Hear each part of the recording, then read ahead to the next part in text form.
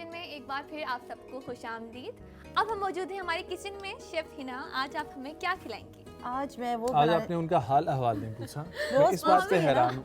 वो हमने पहले बात करी थी। कैसी हैं आप? मैं तो ठीक हूँ। आज आप बताएं, आप कैसी हैं? अल्हम्दुलिल्लाह मैं ठीक ठाक। हाफिज से जब आज आप भी बताते हैं। मैं अल्हम्दुलिल्लाह हमसे जैसा गिला ही ना कल कर रहे हो ना? जैसा कल आप छोड़ कर गई थी वैसे ही हूँ, बिल्कुल ठीक। कल आपके फलाफल जो थे, ठीक है, वो बहुत अच्छे थे, बहुत मज़े के थे और हम उम्मीद करते हैं कि आप हमें दोबारा इसी तरीके से बना के खिलाया करेंगे इंशाल्लाह। क्योंकि हमें रेसिपी किसी हद तक तो समझ आई है, लेकिन किसी हद तक जो मिसहैप हो गई हैं चीज़ें वो आप एक दफ़ा फिर बनाएंगे तो पक्की हो जाएगी। बिल्कुल हो जाएंगी, बिल्कुल दोबारा एक दफ़ा फिर से बना लेंगे आपकी फरमाइश पे। क्या हुआ? आज- मुझे आइडिया नहीं। वैसे कोई मिसहैप हुआ था, कोई प्रॉब्लम हुई थी? नहीं, कोई प्रॉब्लम नहीं थी। मैं ये पूछ रहा हूँ, मैं उन्हें ये कह रहा हूँ कि आपने जो बनाया वो रेसिपी हमने देखी यहाँ पर साथ खड़े होके, लेकिन फिर भी वो याद नहीं हुई, अच्छा, तो इसलिए आप एक दफ़ा दोबारा बनाएं बताएंगे। ताकि हमें पक्की हो जाए। आपको तो जल्दी याद हो जानी चाहिए। आप तो माशाल्लाह हाफिज हैं, जल्दी हिफ्स करनी चाहिए। अल्हम्दुलिल्लाह हाफिज हूँ, एक तो नाम भी बहुत लेकिन जल्दी याद किचन आता की है। चीज़ों से इतना और अवेयर नहीं हूँ। हाँ, हम लोग किड्स सेगमेंट में जब होते हैं ना तो उनको ऐसे ऐसे नाम याद होते हैं। मुझे इतना हाँ, वो टाइम मैं भी देख रही होती हूँ। माशाल्लाह इतना अच्छा बोलते हैं और इतने पोलाइटली, और बच्चों को बच्चों की तरह समझाना, ये भी बड़ा वाह, आर्ट है ना, क्या बात है। उनकी जगह पे बैठ के। बहुत शुक्रिया आप दोनों हजरात का। अब हम लोग बढ़ते हैं अपने कुछ ना कुछ बनाने की तरफ। आज हम कुछ ना कुछ बनाएंगे। क्या कर रहे हैं वो हम वो सैलेड बनाएंगे जो मेरे ख्याल से लोगों को बहुत पसंद है। हर कोई चाहता है कि बस क्रीमी मेयोनीज वाला सैलेड हो, और हमारी जो लोकल शादियों बेकरीज पे हैं भी हम लोग देख रहे हैं वही वो होता जी, है। शादियों पे जितना मर्जी स्टीम रोस्ट अच्छा लगा हो, बेक फिश लगी हो, पहले दौड़ के जाना है और जाके ये वाले और ये सैलेड सबसे खाने पहले खत्म भी होता है। हाँ। वो होते ही सबसे दो ज्यादा चार पहले- प्लेटर है, और होता भी कम है। होता भी कम है। वो एपेटाइजर रखते हैं, लेकिन हम लोग प्लेट भर लेते हैं और जब बच जाती है तो सीट के नीचे रख देते हैं। ये भी Exactly, होता और है। जाया भी फिर आखिर में यही होता है क्योंकि हाँ। लोग खाते नहीं है। अच्छा, इसका कोई क्योंकि काम ये है हैवी हो आज? जाता है। आज हम चूल्हा नहीं जलाएंगे। ठीक हो चूल्हा गया, हमने तो पहले इसको जला हम लिया पहले है। ही यहाँ पर कर देते हैं साइड पे। हमने चूल्हा पहले जला लिया था क्योंकि हमें चिकन को इस रेसिपी में यूज़ करना है, तो हमने चिकन को पहले से बॉईल कर लिया था। ठीक है। तो जनाब, ये वो रेसिपी है जो आप लोकल बेकरीज पे जाते हैं, अच्छी अच्छी बेकरीज पे जाते हैं और आप बड़े शौक से वो सैलड्स लेते हैं। तो सोचा कि आज आपसे उसकी अच्छी प्रॉपर ऑथेंटिक रेसिपी शेयर करें, ताकि आप जब अपने घर पे बनाएं तो हम तीनों को बहुत सारी दुआएं दें और हमारी टीम को भी बहुत सारी दुआएं दें। आमीन। तो आज जो रेसिपी है वो bakery style creamy Apple salad है, एप्पल एंड नट सैलड। जो आप लोग जाते हैं, आप समझ गए होंगे कि मैं किन बेकरीज की बात कर रही हूँ। तो बहुत इजी और फटाफट बनने वाली रेसिपी है। चिकन आपके पास बॉईल करके रख लेना है, नहीं आप ऐड करना चाहते तो आप निकाल दीजिए। उसी जगह पे आप फ्रूट्स का ऑल्टरनेट कर सकते हैं। ठीक है। और उससे पहले जो चीज़ें आपको ज़रूरत होंगी वो है जैसे मायनीस। अब मायनीस मेरे पास है वो है 1 कप, लेकिन मेरे पास जो टेट्रा पैक क्रीम है वो होगी 2 कप। डबल क्वांटिटी में क्रीम यूज़ होगी, मायनीस का बहुत कम इसमें यूज़ होगा। ये 2 चीज़ें होंगी, इनको हम बीट करेंगे। उसके अंदर हम ऐड करेंगे तकरीबन 3 से 4 टेबल स्पून ये आइसिंग शुगर के। ये वो आइसिंग शुगर है जो हम घर पे खुद पीसते हैं। काइंडली आप बजाय बाजार भागने के आप ऐसा करें कि जो चीनी आपके घर पे मौजूद होती है उसी को आप ग्राइंडर में ग्राइंड कर लें और आप उसको स्ट्रेनर से छान लें। हाँ, तो जो पाउडर है वो सारा नीचे आ जाएगा, जो ऊपर रह जाएगी वो आपकी कैस्टर शुगर हो जाएगी, जो नीचे बैठ जाएगी वो आपकी आइसिंग शुगर हो जाएगी। तो आप वो वाली चीनी ले लें। सफ़ेद पिसी हुई मिर्च ये इसमें ज़रूर ऐड होती है, इससे फ्लेवर बहुत अच्छा आता है। सफेद आइसिंग शुगर, हाँ, ये वो white- काली मिर्च, जैसे काली मिर्च होती है ना, उस जगह पे White white pepper। Paper, white paper. Okay। तो तकरीबन ½ टीस्पून, बहुत ज़्यादा नहीं, बिल्कुल हल्की सी, ताकि उससे फ्लेवर अच्छा, मुझे आज पता चला कि white white paper paper exist करती है। आपके बिल्कुल किचन exist में करती है। जितना ग्रीन पेपर रुझान भी है वो exist समझ करती आ है। गया हमें। पेपर्स बहुत सारे कलर्स की हैं, हाँ। ग्रीन भी है, पिंक भी है, पिंक भी है, फीमेल ग्रीन के भी लिए। है। हाँ। ठीक है, मेल के पिंक लिए- भी है जी हमारे। मेल के लिए भी डार्क है। ब्लू, डार्क ब्लू मिल जाएगी। डार्क ब्लू नहीं, हम कर लेंगे इसको चले कलर। हम ब्लैक से गुजारा कर लेंगे। चलाएं। और थोड़ा सा विनीगर, यानी Okay। कि समझे कि 1 से 2 टेबलस्पून इसमें विनीगर का भी इस्तेमाल होगा। इसमें ओरिगानो नहीं यूज होगा इसमें क्योंकि तो हम- ओरिगानो नहीं, नहीं, हाँ। आपका फेवरेट इंग्रेडिएंट है। हाँ, मैं मेरा सोचती थी- फेवरेट है, लेकिन अगर हम कोई पास्ता का सैलड बनाएंगे जब इंशाल्लाह कभी, तो फिर हम उसमें ज़रूर इस्तेमाल करेंगे। ठीक है। Okay। और उसके अलावा मेरे पास यहाँ पे फ्रेश एप्पल्स हैं, तो आपने ऐड करने हैं तो ज़रूर करें, फ्रेश हैं और इसका फ़ायदा भी बहुत सारे हैं। An apple a day keeps the doctor away, लेकिन सैलड में जाके वो डॉक्टर दूसरा वाला हो जाएगा। वो डॉक्टर के पास आपको जाना पड़ेगा अगर आपको हार्ट हमारे साथ ही डॉक्टर हैं, हम उनके पास अभी रुजू नहीं, कर अभी हम लेते उनको हैं। यूं करके देखेंगे कि अभी उन्होंने एक लेक्चर लंबा सा तैयार दोनों किया के हुआ। कर लिए। क्रीम और यहाँ पे हमारे पास है कॉकटेल फ्रूट, आपकी चॉइस पर है आपको कौन सा पसंद है। और मेरे पास यहाँ पे कुछ पाइनएप्पल के स्लाइसेस भी हैं जो हम गार्निश के तौर पे इस्तेमाल करेंगे। अच्छा, नट्स है मेरे पास, नट्स आपकी चॉइस पर है, आपको कौन से पसंद है कौन से नहीं पसंद है। इसमें अगर आपको एलर्जी है कुछ नट्स से तो आप उसको स्किप कर दीजिए, अवॉइड करें। और जो ज़्यादा पसंद है उनको ज़्यादा ऐड कर लें। और ज़्यादा ऐड कर लीजिए तो बहुत अच्छा हो जाएगा। और फिर मैं यही कहूँगी कि बच्चों को बचपन से आदत डालें इन चीज़ों को खाने की, फ्रेश फ्रूट्स की, नट्स की, ताकि वो बड़े होकर जो ना मुंह ना बनाए। तो स्टार्ट कर लेते हैं फटाफट ये रेसिपी। जी बस हमने इसको सिर्फ मिक्स करना है हर चीज़ को और प्रेजेंट लेकिन कर अच्छे देना है। तरीके से अच्छा हम mix इसमें ये भी डालेंगे? ये हम garnishing के लिए। गार्निश में और अच्छा। आइसबर्ग में बहुत सारे विटामिन होते हैं, बहुत बेनिफिट्स हैं। तो इसलिए कोशिश करें कि अगर आपको मार्केट में मिल जाती है तो आप इसको अपना लंच का, डिनर का हिस्सा ज़रूर बनाएं। या सैंडविचेस अगर आप खाते हैं तो उसमें ज़रूर ऐड किया करें आइसबर्ग। ठीक है। चलें जी, आज आप करेंगे काम। आज आप लोगों के लिए कोई काम नहीं है। अच्छा तो बता पहले दें थोड़ी फिर भी सी कोई काम है तो। नहीं, आज आप सिर्फ देखें और फिर है। उसके बाद बताइएगा। ये है मायोनीज। ये मायोनीज है, ये कम क्वांटिटी में होगी और ये क्रीम ज़्यादा क्वांटिटी में होगी। अच्छा हम क्या करते हैं, जैसे मैं कि अगर मेरे पास क्रीम है और फ्रूट्स हैं और फिर नट्स हैं तो बस मैं इनको ही ऐड करके सैलेड बना के खा लेती हूँ। तो सही सही करती है ना। हाँ, बस हमने इसमें मायोनीज चीज़ें, आइडिया नहीं था। इसमें हमने जो चीज़ें ऐड की हैं वो है जैसे कि ये आइसिंग शुगर और white white paper. White paper और Nuts। विनेगर। ओके। नहीं, नट्स हम एंड पे इस्तेमाल अच्छा हम करेंगे। विनेगर क्यों यूज कर रहे हैं? विनेगर इसका बहुत अच्छा कॉम्प्लीमेंट करते हैं क्योंकि क्रीम और मायो, जैसे क्रीम तो मीठी है लेकिन मायोनीज नमकीन होती है और विनेगर के साथ ना इसका टेक्सचर बहुत ही माइल्ड सा हो जाता है। अच्छा क्योंकि हम और इसको पानी थोड़ा नहीं सा add बीट कर करना है। अगर आपके पास बीटर है तो आप बीटर करें तो बहुत अच्छा है। इसको थोड़ा सा क्रीमी सा करना है आपने, ताकि इसमें सब चीज़ें सकते। मिक्स हम हो इसमें जाएं। whipped cream यूज कर सकते हैं? व्हिप क्रीम नहीं, नहीं? व्हिप क्रीम केक्स वाली है, वो इसके साथ बिल्कुल भी फ्लेवर नहीं देगी, वो पानी बन जाएगी। सही सही। इसके लिए आपको ये टेट्रा पैक की क्रीम ही यूज़ करनी है। ओके। आपको मेरी कोई हेल्प नहीं चाहिए? नहीं, बिल्कुल भी। अच्छा, अगर आपको करनी है तो आप ये मिक्स करें और मैं इसको जब तक एप्पल्स को काट लेती हूँ। ठीक है। इसको एप्पल्स को हम क्यूब में कट कर लेंगे। अगर ऐसे आपको mix स्लाइस में पसंद है तो स्लाइस कर लीजिए। ऐसे करो मुझसे। हाँ, करें। थोड़ा तेज।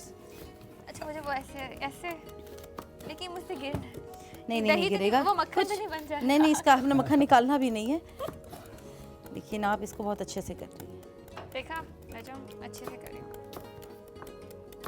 आप करें थोड़ा, आपको भी इसको क्यूब लाएं कर आप लेते हैं। दें। शहीदों में नाम लिखवाना है तो मुश्किल हमने बोला है। हम भी क्यों ना इसमें शामिल हो जाएं। हाँ, अच्छा हाफिज नजम, आपने जी। सारी क्रीम ऐड नहीं करनी। आधी अच्छा। पहले आप इसको अलग एक बोल में रख लीजिएगा, वो जो क्रीम वाला बाउल है उसी में ऐड कर दीजिए, ठीक है। ताकि हमें अंदाज़ा हो कि हमने सैलेड के लिए कितनी क्रीम यूज़ करनी है। ठीक ऐसा है। ना हो कि हमारी मायो क्रीम ज़्यादा हो और सैलेड कम हो जाए। फ्रूट्स तो लगती है। ये, हाँ, ये बच जाएगा तो आप इसको दोबारा इस्तेमाल कर सकते हैं, लेकिन अगर ठीक ज़्यादा है। हो जाएगा फिर आपको धन्यवाद। दोबारा से सैलेड बनाना पड़ेगा। ये तेज नहीं होता ना, मैं आपको सिर्फ ये बताना चाह रही थी कि तेज नहीं हो सकता क्योंकि इसमें फोर्स लगती है। हाँ, तो इससे आप हैंड बीटर यूज़ कर सकते हैं ना, अगर आपको मसल्स नहीं बनाने फिर आप हैंड बीटर यूज़ कर लें। कितनी देर इसको करना है वैसे ऐसे? जब तक है जान। ये बात है। बस इसको आप आधे इसमें निकाल दीजिए क्योंकि हम अपने Thank you so quantity much. के हिसाब से इसको यूज़ करेंगे। अच्छा मैं निकालूं कैसे, इसे स्पून से? हाँ, नहीं ये ये दूसरा आप स्पून इसको ले पहले इसको अगर अलहदा कर लें हाँ तो मैं इसको ऐसे कर लूँ। और इसको जी बिल्कुल, बस बस? हाँ। और ये कॉर्नर से ज़रा टिश्यू से करते हैं। मैं आपको चलें, अब आपने मिक्सिंग करनी है हर चीज़ की। ये नहीं। Thank you so much. अच्छा हम इस पे बनाएंगे? इसको हम करेंगे या क्रीम, ये लें, इससे करें। ओके। इसके साथ साइड से क्लियर कर लें। और ये स्पैचुला जिसने भी इजाद किया, बहुत ही काम की चीज़ इजाद की है। और जिसने हमें अभी याद दिलाया है उसका भी बहुत शुक्रिया। हम शुक्रिया। वो एक गैबी मदद है हमारे ऐसे मुझे लिए। लगता है जैसे हमारी टीम वर्क है ना, तो एक Yes. एक चीज़ का हमें Yes, बिल्कुल। साथ साथ गाइडेंस मिल रही होती है। चलें, लाइन पूरी चेंज जब में हम- टीम काम कर रही होती है, इसलिए हम जब इजाज़त लेते हैं तो हम यही कहते हैं कि हमारी पूरी टीम का शुक्रिया जिन्होंने ये खूबसूरत सी ट्रांसमिशन आप लोगों तक पहुंचाने का जो जरिया बने। हम इसे डाल रहे अब हम लोग बॉइल्ड चिकन इसके बॉइल्ड अंदर ऐड चिकन कर रहे ऐड हैं। करें।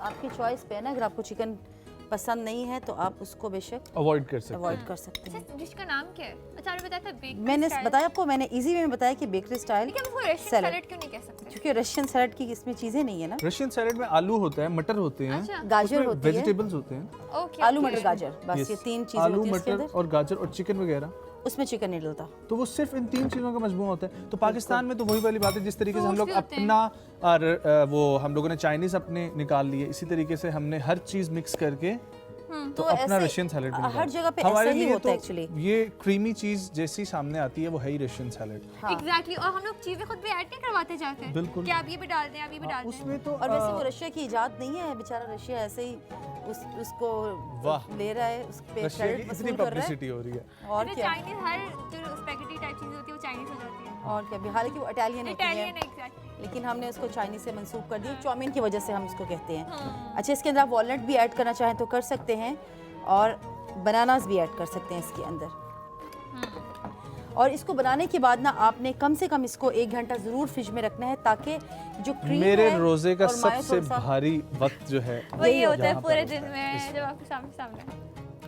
ओके जी, जब तक आप यहाँ पर हैं, क्योंकि बिल्कुल एंड पर ही है, बस गार्निश करना तो है इसको इसलिए हम लोग चलते हैं हमारे दूसरे साहिबान की तरफ। आइए रीच। जी, आपको कुछ जरूरत हुई तो बुला लीजिएगा। बहुत शुक्रिया। और हमारे साथ 2 प्यारी सी शख्सियात जो हर रोज़ मौजूद होती हैं, आज भी इनके शुक्रगुजार हैं कि हमारे सेट पर मौजूद हैं, शिहान आकाश और डॉक्टर कशफ हुसैन। कैसे हैं आप लोग? ठीक हैं, हम ठीक हैं। बहुत शुक्रिया। आज हम लोग क्या करने लगे हैं डॉक्टर साहब? आज हम एक ऐसे टॉपिक पर बात करने जा रहे हैं जिसका रेशो पाकिस्तान में और एशियन कंट्रीज़ में बहुत ज़्यादा हो गया है, लेकिन लोग इन चीज़ों से अवेयर नहीं हैं। ठीक है, जैसा कि? थोड़ा से हट के इसलिए भी बात करते हैं कि 2020 के और 2021 2022 के जो कॉमन टॉपिक्स हैं और जो लेटेस्ट टॉपिक हैं उनसे हमने लोगों को अवेयर करना है। ठीक है, बिल्कुल। ये टॉपिक आज का हमारा है food allergies and food intolerance.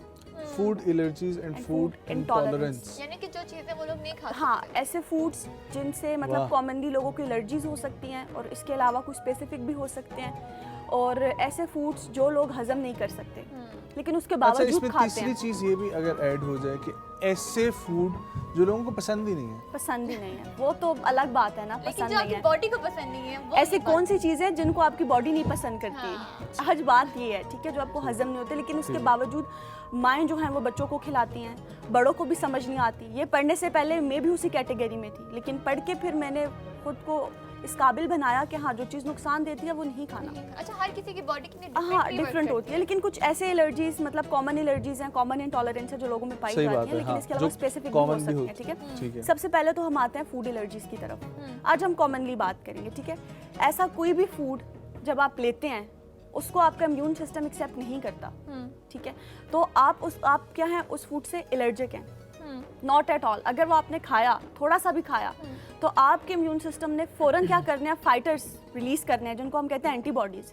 ठीक है, वो क्या करेंगे, जहाँ पे वो फूड पाया जाएगा वहाँ पे जाएंगे, फाइट करेंगे। जब वो उनकी एंटीजेंस एंड एंटीबॉडीज की फाइट हो रही होती है, ठीक है, एंटीजेंस मतलब आउटसाइडर से जो हम फूड ले रहे हैं उसको हम न्यूट्रिशन या मेडिकल की फॉर्म में एंटीजन कहते हैं। ठीक है, तो एंटीबॉडीज इम्यून सिस्टम हमारा प्रोड्यूस करता है, और उस जगह पे जाके जब उनकी आपस में फाइट होती है तो उसकी बदौलत वो रिएक्शन होता है हमारी बॉडी में। ठीक है, पहले तो ये बताएं कि हमें कैसे ये पता लगेगा कि हमें इस फूड से एलर्जी है? ठीक है, कुछ ऐसे सिम्टम्स हैं। ठीक है, सबसे पहले तो मैं बता देती हूँ कॉमन एलर्जीज हैं क्या क्या। सबसे पहले तो ऐसे आ जाता है गाय का दूध।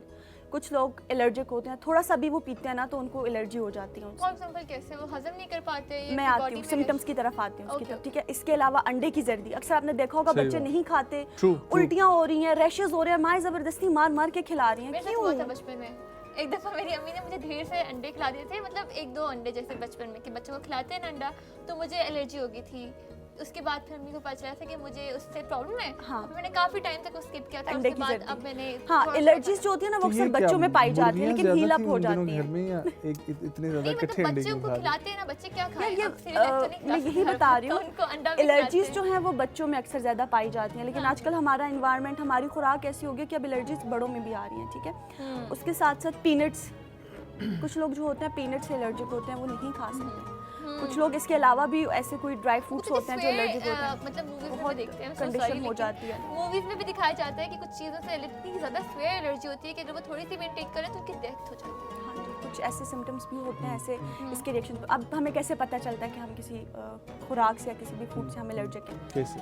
जब आप वो थोड़ा सा भी खाते हैं ना, या तो जैसे पीनट्स की बात हम करते हैं, आपका ना सांस उठने लग जाता है, आपको सांस लेने में दुश्वारी होती है, या कोई भी अगर आप ड्राई फ्रूट से आप एलर्जिक हैं। ठीक है, उसके साथ साथ आपको वॉमिटिंग भी हो सकती है। ठीक है, आप बेहोश भी हो सकते हैं उसके रिएक्शन से। ठीक है, आपकी दिल की धड़कन तेज हो सकती है, आपकी स्किन पे रैशेस हो सकते हैं। छोटी इंटेक से भी होगा, लेकिन ज़्यादा क्वांटिटी में। फूड एलर्जीज की बात ही है कि अगर आपने वो इतना सा भी खाया, अगर आपने एक मूंगफली का दाना भी खाया, तो आपकी बॉडी में ऐसा रिएक्शन हो जाएगा। जिस तरीके से इसकी अगर सबसे एक आम फहम जो है एग्जांपल ले लें तो शुगर के मरीजों को जिस तरीके से शुगर से होती है और ब्लड प्रेशर के लोगों को नमक से होती है, वो फिर भी एक्सेप्टेबल है। वो जब फिर बहुत हाई इनटेक लेते हैं तब अफेक्ट करती है। अच्छा ये लेकिन अगर यहाँ पे उन्होंने इतना सा पीनट में भी, आपको पता है वो अलग होता है, इतना सा भी पीनट उन्होंने खा लिया तो उनकी बॉडी में फौरन एलर्जी हो ये जाएगी। होता है वैसे वाकई हाँ में? जी। अब मैं अपने घर की एग्जांपल देती हूँ। मेरी हाँ, मामा मेरे है भी होता है वो। फूल गोभी से एलर्जिक। अच्छा। वो अगर उसका इतना सा भी टुकड़ा खा लेती है ना, तो उनके स्टमक में इस कदर शदीद दर्द होता है कि हॉस्पिटल जाने तक की नौबत आ जाती है। ओह और ये नहीं है कि तो कुछ कॉमन है, कुछ लोग जो हैं वो उनको, मतलब आपको ये चीज़ आपने खुद अपने में डिस्कवर करनी है। एक दफ़ा अगर आप एक चीज़ खा रहे हैं, आपको वो नुकसान दे रही है, दूसरी दफ़ा खा रहे हैं तब भी नुकसान दे रही है, तो तीसरी दफ़ा वो आपने चीज़ नहीं खानी। ठीक हो गया। मैं इस सवाल की तरफ आता हूँ कि हमें करना क्या है, फूड एलर्जी है अगर हमें किसी फूड से। शहान का हमारा जो है टॉपिक आज वो थोड़ा सा चेंज है, और जिस तरीके से यहाँ पर फूड एलर्जी की बात हो रही है तो हम लोग वेट गेन, क्योंकि एक्सरसाइज है तो एक्सरसाइज पे ही फोकस करेंगे। शहान मुझे ये बताएं कि ऐसी कोई हमारी आदत हैं जिनकी बिना पे हमारा वेट इंक्रीज़ होता हो, अब उसमें न्यूट्रिशन और एक्सरसाइज को अगर हम लोग निकाल दें, इसके अलावा कुछ ऐसे हमारे पैटर्न्स हैं? अच्छा नजम, ये हर दूसरे घर की प्रॉब्लम है, और मैं ये समझता हूँ, अगर मैं इसको पर्सनली ऑब्जर्व करूँ तो 80% लोगों का इशू यही है कि उन्हें खाने पीने की अवेयरनेस नहीं है कि हमने कौन सी चीज़ कौन से टाइम पे खानी है या नहीं खानी है, और कौन से काम नहीं करने हैं। वैसे तो चलते फिरते मना किया जाता है, लेकिन उसके बावजूद हम उन चीज़ों के ऊपर फोकस करते हैं और वही चीज़ें करते हैं। वही चीज़ें हमारी वेट गेन का भी सामान बनती हैं, और इसके साथ साथ आपको जो मुख्तलिफ हेल्थ इश्यूज़ होते हैं वो जैसे डॉक्टर साहब ने बात की तो फ्रूट के ऊपर बात हो रही तो मेरे जहन में आया था कि फ्रूट हम लोगों में से शायद कम ही लोगों को ये पता होगा कि खाने के फ़ौरन बाद आपने फ्रूट नहीं खाना है, क्योंकि वो फ़ौरन हज़म हो जाता है, और जो आपका खाना होता है उसको हज़म होने में थोड़ा टाइम लगता है, तो आप अपने सिस्टम को डिस्टर्ब कर देते हैं। यहाँ पे अमूमन आप किसी के घर में जाएं तो वो खाने के फ़ौरन बाद वो फ्रूट देंगे कि जी आप फ्रूट खा लें, लेकिन आपको 30 मिनट का टाइम चाहिए एटलीस्ट मील के बाद कि आपने फ्रूट लेना है। ठीक है। अच्छा, इसके बाद जो पानी पीने की हमारी आदत है कि हमें जो है दीन में भी मना फरमाया कि आप सल्लल्लाहु अलैहि वसल्लम ने फरमाया कि पानी अगर आप पहले पी लिया, पियो। हाँ पानी पहले पियो, और अगर खाने के बाद पी लिया तो उसके लिए भी बताया गया कि वो ऐसे है गोया कि जैसे आपने जहर पी लिया। तो ये किस लिए है? अगर दीन में ये बात बताई जा रही है तो उसके पीछे कोई गहराई होगी। इसको हम अगर साइंस से रिलेट करें तो आप जब कुछ खाते हैं तो आपके जिस्म के अंदर, पेट के अंदर एक आग है। आसान अल्फाज में मैं हमेशा बात करता हूँ कि लोग समझ पाएँ, जो उसको बर्न कर रही है। आपने वो प्रोसेस जो एकदम ऊपर से ठंडा ठंडा पानी फेंका और उस प्रोसेस को ख़त्म कर दिया, अपनी बॉडी को डिस्टर्ब कर दिया। इसके साथ एक और बुरी आदत कि जो लोग स्मोक करते हैं, सबसे पहले तो ये है कि स्मोकिंग करनी ही नहीं चाहिए, लेकिन जैसे खाने के फ़ौरन बाद आप पानी पीते हैं, वैसे खाने के फ़ौरन बाद आप सिगरेट पीते हैं। ठीक है जी। तो जो लोग सिगरेट पीते हैं उनके अंदर ऑक्सीजन की कमी होती है, और जो फूड आपके अंदर गया होता है, वो जो आपकी बॉडी को लगना होता है, वो न्यूट्रिएंट्स सारे आप सिगरेट पी के फ़ौरन तबाह कर देते हैं। ठीक है, वो हो गया। अच्छा, इसके बाद बड़े बुजुर्गों ने हमेशा कहा होगा, आपने भी सुना होगा कि जी नहाना नहीं है आपने खाने के फ़ौरन बाद। अच्छा। ठीक है जी। तो ये चीज़ मेरी तरफ ऐसे बुजुर्ग नहीं अच्छा, थे। ये हमेशा हमने सुनी है कि जी खाने के फ़ौरन बाद नहाना नहीं है। तो क्यों नहीं नहाना है भाई? नहाने से क्या हो जाता है? अब नहाने से ये होता है कि जब आपने खाना खा लिया तो आपकी बॉडी एक प्रोसेस में लगी, ठीक है जी, उसको हजम करना है। आप जब चले गए शावर के नीचे तो आपने पानी खोल के अपने ऊपर डाल दिया, तो आपकी बॉडी होगी डिस्टर्ब। वो उसको फूड हजम करने के बजाय लग गई टेम्परेचर मेंटेन करने पे। ठीक है जी। तो आपने जो अपना हाजमा है उसको आपने डिस्टर्ब कर दिया इससे। अच्छा, उससे आगे चले जाते हैं सोना, जो खाने के फ़ौरन बाद जो हमारी रूटीन है, हम खाने के फ़ौरन बाद जो है बिस्तर पे चले जाते हैं। जब हम बिस्तर पे चले जाते हैं तो फिर हम अपने हाजमे को, अपने सिस्टम को तो डिस्टर्ब मतलब करते हैं। आम फहम में बात ये समझ आई कि अगर हमें कोई ये कहता है कि आप अपना ख्याल रखो, तो अपना ख्याल रखना ये होता है कि अपनी बॉडी का ख्याल रखो, उसको समझो कि आप इंसान हो, आप जिस तरीके से एक मशीनरी पे इतना लोड नहीं डाल सकते, वैसी ये एक इंसान की बॉडी पे जो तकरीबन डेली ये आप 5 बात habits करते हैं, ये हैं। तकरीबन बिल्कुल 5 हैबिट्स हैं जो हर बंदे की रूटीन में। ठीक इसको है। अगर आप स्किप कर देंगे तो आप हेल्दी लाइफ की तरफ चले डन हो गया। डॉक्टर साहिबा, आप भी ये बताएं कि फूड एलर्जी है जिन चीज़ों से, उनसे क्या करना है? उनको अवॉइड करना है या किस तरीके से उनसे हाँ डील जी, करना है? जिन फूड से आप एलर्जिक हैं वो आपने नहीं खाने, बिल्कुल ही खाना छोड़ दें। बिल्कुल नहीं खाने, क्योंकि वो चीज़ अगर आप लेंगे किसी और का तो नुकसान नहीं है, सफ़र आप करें। तो ये कुछ टाइम फ्रेम के लिए होता है या डिपेंड फूड करता है? एलर्जीज ऐसा होता है कि जैसे अरीज ने कहा, वो बचपन में थी, उनको अंडे की जर्दी से एलर्जी हो गई थी, तो with the time being allergies जो हैं वो ख़त्म हो जाती हैं, बड़े होते होते जब या आप फिर ये भी बचपन से शायद होता निकलते है हैं। कि अगर आप बहुत ज़्यादा क्वांटिटी में लोगे शायद कुछ लोगों पे उनका असर True, डिफरेंट हाँ, होगा, हाँ, अगर आप थोड़ा थोड़ा खाओगे तो शायद इतना, क्योंकि मेरे साथ तो ये हुआ। एलर्जीज का यही है कि आप थोड़ी सी मिकदार में भी लेंगे तो फ़ौरन रिएक्ट करेगा। वो जो ज़्यादा क्वांटिटी में खाने की बात है वो आता है फूड इंटॉलरेंस। अब जब फूड इंटॉलरेंस की तरफ हम आते हैं, कुछ ऐसे फूड हैं जिनको हमारा डाइजेस्टिव सिस्टम हजम नहीं कर सकता, ठीक है, इसको कहते हैं इंटॉलरेंस। इन दोनों में फ़र्क है। कैसे फ़र्क है? एलर्जीज का रिस्पॉन्स करता है इम्यून सिस्टम और इंटॉलरेंस का रिस्पॉन्स करता है डाइजेस्टिव सिस्टम, ठीक है। अब बहुत ही एक कॉमन आप लोगों ने भी सुना होगा लैक्टोज इंटॉलरेंस। जो वो लोग हैं बचपन से लेके बड़े तक, अगर वो लैक्टोज इंटॉलरेंस हैं तो बचपन से लेके बुढ़ापे तक भी वो लैक्टोज को हजम नहीं कर पाएंगे। ठीक हो गया, डन हो गया। आज हम लोग क्या करने लगे? एक्सरसाइज, क्योंकि हमारा ऑलमोस्ट सब कुछ रेडी हो गया वहाँ पर। आज नजम मैं जो एक्सरसाइज बताने वाला हूँ उसी से रिलेटेड मैं 3-4 चीज़ें बताऊँगा, और ये मैं अपने व्यूअर्स को ये ज़रूर बता दूँ कि ये एक मैजिक एक्सरसाइज है। आप इसको जादुई एक्सरसाइज कह सकते हैं। उसकी रीज़न ये है कि जो लोग काम करते हैं, चाहे वो मेल हैं या फीमेल हैं, वर्किंग वुमेन हैं या मैन हैं, तो उनको टाइम नहीं मिलता है जिम जाने का या एक्सरसाइज करने को, तो इसके लिए सिर्फ आपने 1 से 2 मिनट निकालने, और ये जो 1 से 2 मिनट 1 से 2 मिनट आपने निकालने और इसको डेली आपने परफॉर्म करना शुरू करना। बिस्मिल्लाह करें जी। ये हैं प्लैंक्स। आपने इनका नाम तो जो है सुना होगा। होगा, लेकिन प्लैंक्स के अंदर हम क्या क्या चीज़ें कर सकते हैं और इसके क्या क्या फ़वाइद हैं। प्लैंक्स एक ऐसी एक्सरसाइज है कि जो आपके पूरे कोर मसल को हिट करती है। इसके साथ साथ जो ऑफिस में बैठने वाले लोग हैं जिनका ज़्यादा टाइम गुजरता है बैठ के, तो उनका पोस्चर जो है वो ख़राब हो जाता है, तो ये उसके अंदर भी हेल्प करती है। ठीक है जी। सबसे पहले सिंपल बेसिक प्लैंक्स सबको पता है कि ये हैं, इससे पहले भी मैं बता चुका हूँ। और इससे बॉडी स्ट्रेट हो जाती है, इससे बॉडी स्ट्रेट होती है। इसके बाद हम करेंगे अप एंड डाउन। ठीक है जी, ये इसका आ गया second step. Now you are focusing on chest, abs, love handles, full body, okay. ठीक है। और जो 6 पैक बनाना चाहते हैं उनके लिए तो बहुत ज़बरदस्त चीज़ है। अच्छा, इसके बाद हम चले जाएंगे 1 लेग के ऊपर। ठीक है जी, बॉडी सीधी की है, पहले ये डबल लेग थी, अब होगी 1 लेग। ठीक है, ये एडवांस लेवल पे हम जा रहे हैं। दूसरी लेग भी चेंज करिए ऐसे। ठीक है जी, ओके। अच्छा जी, इसके बाद इसके अंदर एक आती है नजम जैक, जैसे हम जंपिंग जैक करते हैं इस पोजीशन में। ओह अच्छा, नाइस।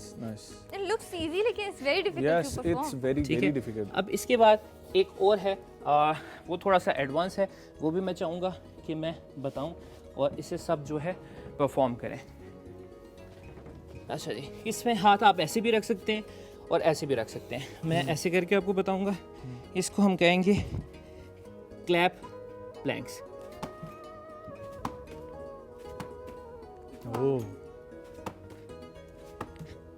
ओके जी, ओके। इसके बाद हम फुल हैंड पे आ जाएंगे, फ्रंट एंड बैक।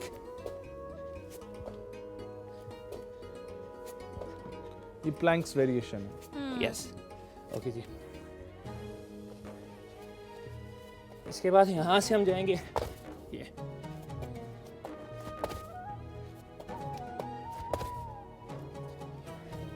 ये कुछ चीज़ें भी बेस्ट जो कि आपने करनी है डेली, और इससे बहुत फ़र्क पड़ेगा। Thank you so much doctor साहिबा, thank you so much Shehan. चलें जी, हम लोग वापस बढ़ रहे हैं किचन की तरफ और देखते हैं कि वहाँ पर चीज़ें बिल्कुल तैयार हैं हमारे सामने। जी, बहुत अच्छी प्रेजेंटेशन है, बहुत खूबसूरती से आपने किया, और सिर्फ आपने उसको अच्छा प्रेजेंट करने के तरीके से भी कितने वो चार्मिंग लगते हैं, बहुत ज़्यादा कि अब इस तरह से हो या इस तरह से हो। तो थैंक यू सो मच। बहुत शुक्रिया। बिल्कुल जी, बढ़ते हैं हम लोग। बढ़ते हैं अपने नेक्स्ट सेगमेंट की तरफ। Thank you so much chef Hina. इंशाल्लाह हम कल मुलाकात करेंगे और किसी अच्छी सी नई डिश के साथ इंशाल्लाह। यहाँ पे लेते हैं एक छोटा सा वक्फा, कहीं जाएगा मत, देखते रहिए माही करीम इफ्तार ट्रांसमिशन।